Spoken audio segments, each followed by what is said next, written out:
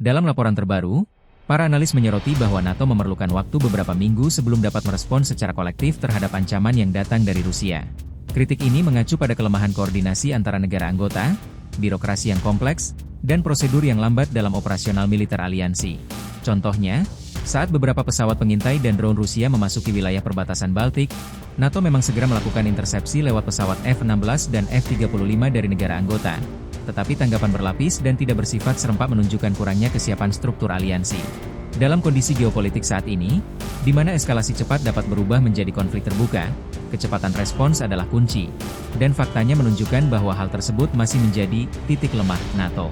Situasi ini menimbulkan pertanyaan serius. Dapatkah aliansi ini tetap menjadi mekanisme pertahanan kolektif yang efektif jika butuh waktu berminggu-minggu untuk bertindak? Pemerintah Israel telah membebaskan 5 tahanan Palestina malam ini, sebagai bagian dari kesepakatan gencatan senjata yang rapuh dengan Hamas. Kelima pria tersebut kemudian dibawa ke Rumah Sakit Al-Aqsa di Deir el-Balah untuk pemeriksaan medis. Suasana yang penuh haru bagi keluarga tapi juga diselimuti kecemasan karena ribuan tahanan lain masih ditahan tanpa dakwaan formal. Sementara itu di Gaza, meskipun gencatan senjata mulai berlaku, aktivitas militer Israel masih mencatat sejumlah pelanggaran. Kementerian Kesehatan Gaza melaporkan serangan yang menewaskan beberapa warga sipil, termasuk anak-anak. Pertukaran tahanan ini menandai upaya diplomasi di tengah konflik yang masih jauh dari mereda. Namun fakta bahwa pembebasan terjadi bersamaan dengan kekerasan lanjutan menggarisbawahi betapa rapuhnya situasi saat ini, antitesa antara harapan pembebasan dan kenyataan perang yang belum usai. Kelompok Ejército de Liberación Nacional, pemberontak utama di Kolombia, menghadapi tekanan keras dari pemerintah Amerika Serikat karena dugaan keterlibatan dalam jaringan narkoba, tepat pada saat pembicaraan damai dengan pemerintah sedang digodok. Wilayah Catatumbo di perbatasan dengan Venezuela menjadi arena utama konflik. ELN menguasai jalan keluar narkoba dan sumber daya ilegal sehingga menimbulkan perhatian AS yang menyebut kelompok ini sebagai narkoteroris dan tidak menutup kemungkinan melakukan operasi militer di tanah Kolombia. Sementara itu, pemerintah Kolombia yang dipimpin Gustavo Petro berupaya melanjutkan negosiasi damai sebagai bagian dari program Total PAC. Namun konflik internal, tuduhan narkoba, dan tekanan eksternal dari AS membuat jalannya perundingan semakin kompleks. Situasi ini menggarisbawahi bahwa perdamaian di Kolombia bukan hanya soal menghentikan perang sipil, tetapi juga menuntut penyelesaian isu transnasional seperti narkoba dan jangkauan militer asing. Sengketa ini bisa memperluas konflik ke arena regional, lebih dari sekadar dialog domestik. Pemerintah Venezuela dilaporkan secara intensif meminta bantuan militer kepada Rusia, China, dan Iran menyusul peningkatan kehadiran militer Amerika Serikat di kawasan Karibia. Surat diplomatik yang dikirim oleh Presiden Nicolas Maduro kepada pemimpin negara tersebut meminta sistem radar, drone jarak jauh, perangkat gangguan GPS, hingga kemungkinan rudal sebagai bagian dari upaya memperkuat pertahanan nasional. Meskipun dokumen resmi belum memperjelas respons dari pihak Rusia, China, atau Iran terhadap permintaan tersebut, insiden ini mencerminkan eskalasi ketegangan geopolitik antara Washington dan Caracas. Dalam konteks ini, wilayah Amerika Latin kini menjadi arena persaingan strategis antara kekuatan global, dengan Venezuela berupaya menyeimbangkan antara ancaman eksternal dan dukungan sekutu. Pemerintah Inggris telah mengirimkan tambahan rudal jelajah Storm Shadow ke Ukraina sebagai bagian dari dukungan berkelanjutan kepada Kiev untuk melakukan serangan balik terhadap Rusia. Sistem persenjataan ini memiliki jangkauan hingga ratusan kilometer dan dirancang untuk menyerang fasilitas musuh dengan presisi tinggi. Langkah ini menandai eskalasi penting dalam persenjataan yang disediakan oleh Sekutu Barat kepada Ukraina, di tengah konflik yang telah berlangsung lebih dari 3 tahun. Dengan memperkuat kemampuan ofensif Ukraina, Inggris mengirimkan sinyal tegas kepada Rusia bahwa dukungan internasional terhadap Kiev tak surut. Meski demikian, pengiriman ini juga memunculkan kekhawatiran eskalasi perang yang lebih luas. Rusia telah memperingatkan bahwa jika Ukraina menerima senjata jarak jauh yang mampu menembus ke wilayah Rusia, maka jawabannya bisa sangat keras dan tidak terbatas pada Ukraina saja. Keputusan Inggris menjadi titik balik strategis dalam peperangan yang menuntut keseimbangan antara dukungan militer dan takut memicu konflik global. Pemerintah Iran menyatakan bahwa pihaknya tidak akan terburu-buru melanjutkan pembicaraan nuklir dengan Amerika Serikat kecuali kondisi dianggap adil dan setara.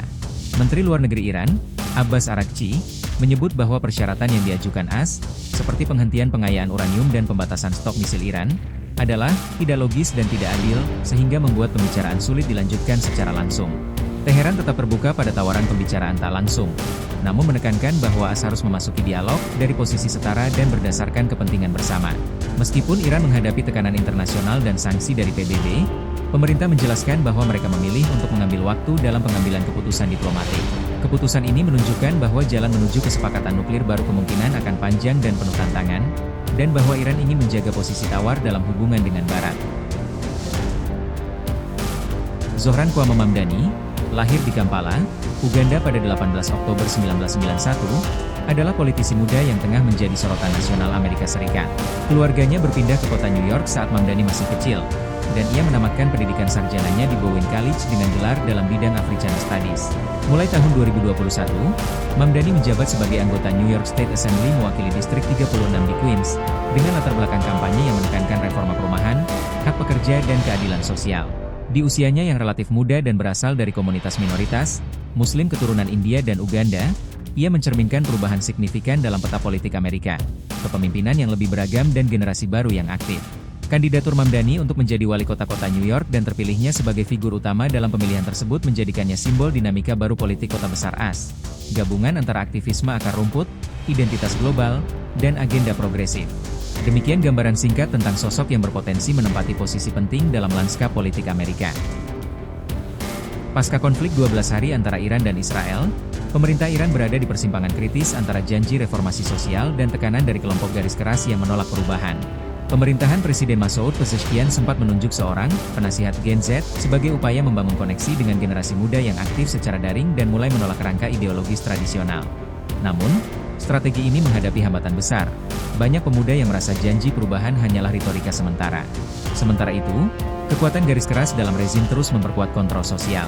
Misalnya, dengan pembatasan acara musik, penutupan klub malam, hingga pengawasan ketat penggunaan media sosial. Undang-undang wajib hijab diperlakukan longgar oleh sebagian pihak, tetapi aparat moral dan pengadilan masih melakukan tindakan represif terhadap pelanggaran norma yang dianggap tidak pantas. Kondisi ekonomi yang memburuk, tekanan sanksi internasional, dan trauma akibat perang membuat rezim sulit mendapatkan legitimasi dari warga. Reformasi yang ditawarkan dianggap oleh banyak kalangan sebagai pengaturan sementara untuk meredam ketidakpuasan, bukan transformasi hakiki. Dengan demikian, meski ada isyarat pelonggaran kebijakan sosial, realitas di lapangan menunjukkan dualitas antara upaya modernisasi dan logika kekuasaan represif. Negara yang digoyang konflik eksternal kini menghadapi tantangan paling fundamental. Bagaimana memenuhi tuntutan generasi baru tanpa kehilangan cengkeraman ideologisnya. Presiden Donald Trump mengancam akan membatasi sebagian besar dana federal yang dialirkan ke New York City jika kandidat Demokrat, Zohran Mamdani, memenangkan pemilihan wali kota. Trump dalam unggahannya di media sosial menyebut Mamdani sebagai komunis dan menyatakan bahwa kota tersebut akan menghadapi bencana ekonomi dan sosial total bila pemimpin progresif itu terpilih. Dia mendukung secara terbuka Andrew Cuomo, mantan gubernur New York yang kini bersaing sebagai independen, dan mendesak pemilih di kota tersebut memilihnya sebagai alternatif agar dana federal tetap mengalir. Para pengamat mencatat bahwa meskipun presiden tidak memiliki kewenangan langsung untuk mencabut sepenuhnya aliran dana federal yang dikendalikan oleh Kongres, ancaman ini tetap mencerminkan tekanan politik yang kuat dan bisa berdampak besar pada kota yang bergantung pada bantuan nasional. Situasi ini menyoroti betapa pemilihan wali kota New York bukan hanya persoalan lokal, melainkan bagian dari dinamika politik nasional yang melibatkan pembagian kekuasaan dan sumber daya antara federal dan kota. Pihak Islamic Revolutionary Guard Corps, IRGC, Iran menyatakan bahwa pembunuhan Ismail Haniyeh, pemimpin politik Hamas, terjadi akibat tembakan rudal jarak pendek yang diluncurkan dari luar bangunan menuju jendela ruangannya saat ia sedang melakukan panggilan telepon. Dalam konferensi pers, IRGC menegaskan bahwa serangan tersebut tidak melibatkan sabotase internal ataupun penanaman bom dalam gedung, melainkan serangan eksternal yang terukur. Pernyataan ini menambah ketegangan serius antara Iran dan Israel, karena Iran menuduh Israel sebagai pelaku dan telah memperingatkan bahwa balasan akan dilakukan dengan tempat dan waktu yang tepat. Perkembangan ini menunjukkan bahwa insiden pembunuhan Haniyeh bukan hanya operasi rahasia semata, tetapi tindakan strategis yang berpotensi memicu eskalasi yang lebih luas di kawasan.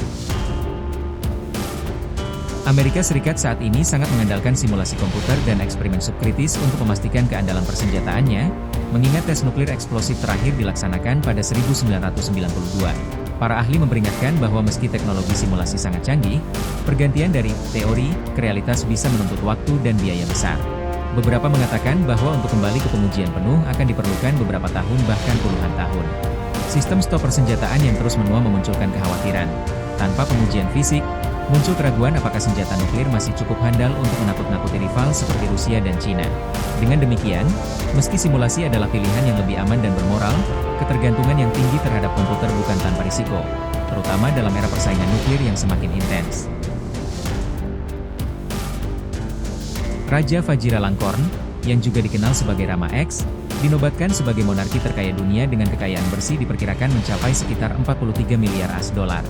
Sebagian besar kekayaan tersebut berasal dari penguasaan aset lewat lembaga Krona Property, Crown Property Bureau, yang mencakup lahan lebih dari 6.560 hektar, beserta saham besar di perusahaan besar Thailand seperti Siam Commercial Bank dan Siam Cement Group. Raja Vajiralongkorn juga memiliki koleksi mewah yang luar biasa. Lebih dari 300 mobil mahal, 38 jet pribadi, dan 52 kapal mewah tercatat sebagai bagian dari kekayaannya.